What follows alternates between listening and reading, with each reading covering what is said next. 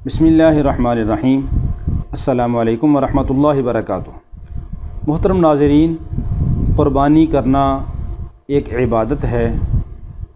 اللہ رب العالمین نے انسان کے ذمے بہت ساری عبادتیں لگائی ہیں، فرض فرمائی ہیں۔ کچھ عبادتیں ہیں جو بدنی ہیں، جیسے نماز پڑھنا، روزہ رکھنا۔ کچھ عبادات ہیں کہ جو مالی ہیں، جیسے زکوٰۃ دینا، قربانی کرنا۔ کچھ عبادات ہیں کہ جو بدنی بھی ہیں، مالی بھی ہیں، جیسے حج کرنا کہ اس میں بدن کی مشقت بھی ہوتی ہے اور مال کی قربانی بھی کرنی پڑتی ہے۔ تو اسی طرح یہ قربانی کرنا یہ بھی ایک عبادت ہے اور اللہ رب العالمین نے فرض فرمائی ہے۔ اللہ رب العالمین نے قربانی کرنے کا حکم دیا ہے۔ فَصَلِّ لِرَبِّكَ وَانْحَرْ۔ تو اس آیت میں اللہ رب العالمین نے اللہ کے نبی صلی اللہ علیہ وسلم کو فرمایا کہ پس آپ اپنے رب کے لیے نماز پڑھیے، وانحر، اور قربانی کیجیے۔ تو اللہ کے نبی صلی اللہ علیہ وسلم ہر سال قربانی کیا کرتے تھے۔ حضرت انس رضی اللہ عنہ فرماتے ہیں، اس کا مفہوم ہے کہ اللہ کے نبی صلی اللہ علیہ وسلم کو میں نے مدینہ منورہ میں دیکھا کہ آپ صلی اللہ علیہ وسلم ہر سال 2 بکرے ذبح کیا کرتے تھے، ایک اپنی طرف سے اور ایک اپنی پوری امت کی طرف سے۔ تو قربانی صاحب نصاب کے اوپر واجب ہے۔ قربانی کرنے کے اوپر کیا ملتا ہے؟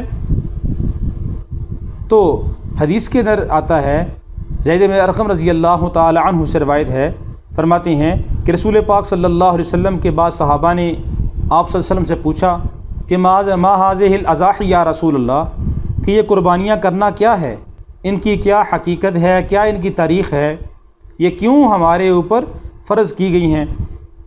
تو رسول پاک صلی اللہ علیہ وسلم نے فرمایا کہ سنت ابیکم ابراہیم علیہ السلام، کہ تمہارے باپ ابراہیم علیہ السلام کی سنت ہے۔ یعنی اس سے پہلے بھی قربانی ہوتی تھی، لیکن جو مستقل سنت چلی آ رہی ہے یہ تمہارے باپ ابراہیم علیہ السلام کی سنت ہے، جس طریقے پہ ہم قربانی کرتے ہیں۔ تو یہ ان کی سنت ہے ابراہیم علیہ السلام کی۔ ابراہیم علیہ السلام قربانی کیا کرتے تھے، تو سب سے پہلے اللہ رب العالمین نے ابراہیم علیہ السلام کو قربانی کرنے کا حکم دیا اور وہ قربانی کیا کرتے تھے، اور ان کی سنت اور ان کی پیروی کرنے کا فرمایا مجھے حکم دیا گیا اور میری امت کو بھی حکم دیا گیا کہ قربانی کرو۔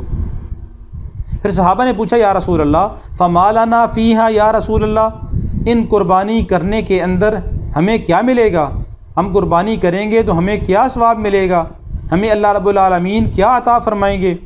تو اللہ کے نبی صلی اللہ علیہ وسلم نے فرمایا بکل شعرۃ حسنہ، کہ ہر بال کے بدلے میں ایک نیکی ہے۔ سبحان اللہ، ہر بال کے بدلے میں ایک نیکی ہے۔ اب ایک جانور ہے، بکرا ہے، اب بکرے کے بدن کے اوپر کتنے بال ہوتے ہیں کوئی انسان گن نہیں سکتا، ہزاروں، لاکھوں، کروڑوں کی تعداد میں بال ہوتے ہیں۔ تو ہر بال کے بدلے میں، بھینس ہے، گائے ہے، بچڑا ہے، تو ہر بال کے بدلے میں ایک نیکی ملے گی۔ کتنا بڑا ثواب ہے۔ صحابہ نے پوچھا یا رسول اللہ فالصوف، کہ یہ تو بال کے بارے میں ہے، لیکن اگر بھیڑ یا دمبا ہو تو اس کے بدن کے اوپر تو بال نہیں ہوتے، بلکہ اس کے بدن کے اوپر تو اون ہوتی ہے، صوف ہوتی ہے، اور وہ صوف تو بال سے بھی زیادہ باریک ہوتی ہے۔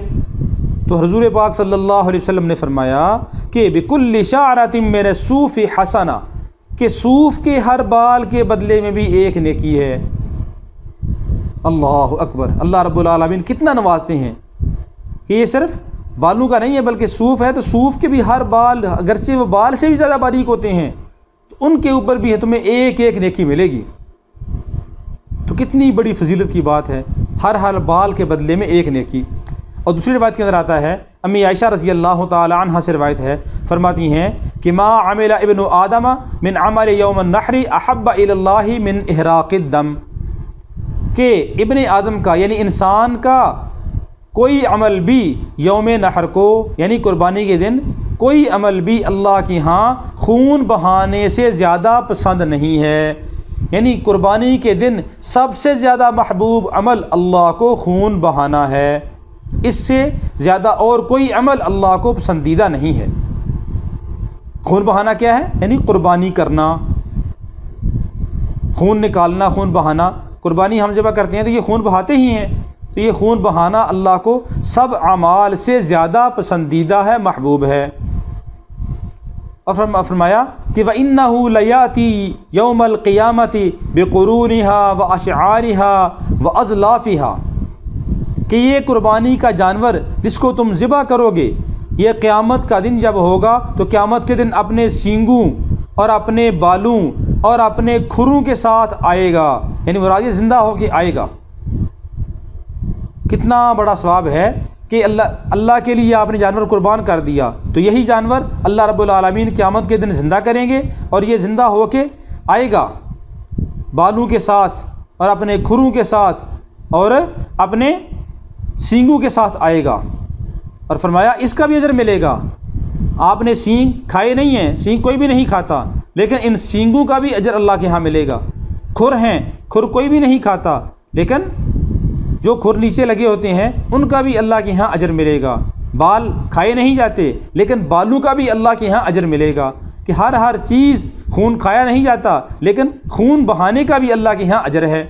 اور فرمایا کہ خون بہانا کتنا بڑا ثواب ہے۔ وَإِنَّ الدَّمَعَ لَيَقَعُ مِنَ اللَّهِ بِمَكَانٍ قَبْلَ أَن يَقَعَ بِالْأَرْضِ فَطِيبُوهَا نَفْسًا، فرمایا کہ خون جہاں پہ آپ نے ذبح کیا ہے تو وہاں پہ ذبح آپ نے کیا ہے، خون گرا ہے، تو گرنے سے پہلے وہ خون اللہ کے ہاں مقبولیت اختیار کر لیتا ہے، کہ اللہ رب العالمین اس کو قبول فرما لیتے ہیں، اور اللہ رب العالمین کے ہاں اس کو وہ اللہ رب العالمین کی رضا اس آدمی کو مل جاتی ہے کہ خون کے زمین پر گرنے سے پہلے اللہ کے ہاں وہ مقبولیت اختیار کر دیتا ہے۔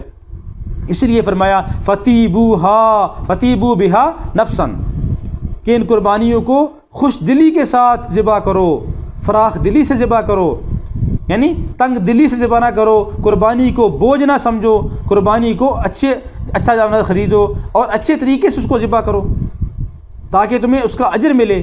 بوجھ سمجھ کر قربانی نہیں کرنی چاہیے۔ اللہ نے وسعت طاقت دی ہے تو قربانی ضرور کرنی چاہیے۔ ہر مسلمان صاحب نصاب کو قربانی کرنی چاہیے۔ یہ اب دیکھا کیا جاتا ہے، ایک گھر میں 10 آدمی صاحب نصاب ہیں تو ہم قربانی کا ایک بکرا ذبح کرتے ہیں یا قربانی کا ایک حصہ ڈال لیتے ہیں، حالانکہ ایسا نہیں ہے۔ اگر گھر میں 10 آدمی صاحب نصاب ہیں، 10 کے اوپر قربانی کرنا واجب ہے، ہر ایک کے ذمے اپنی اپنی قربانی ہے۔ اس لیے خوش دلی سے قربانی کرنی چاہیے تاکہ اللہ رب العالمین کے ہاں ہمیں اس کا اجر ملے۔ ہم پورا سال اللہ کا رزق کھاتے ہیں، ایک دن آتا ہے اللہ رب العالمین فرماتے ہیں میرے نام کے اوپر قربانی کرو، تو اس لیے ہم کمزور ہلکا جانور نہ خریدیں بلکہ اعلیٰ سے اعلیٰ جانور خریدیں، اس کی خدمت کریں اور اس کی دیکھ بھال کریں، اور اس کے بعد اس کو اللہ کے نام پر قربان کریں۔ اللہ رب العالمین ہم سب کو خوش دلی کے ساتھ قربانی کرنے کی توفیق عطا فرمائے۔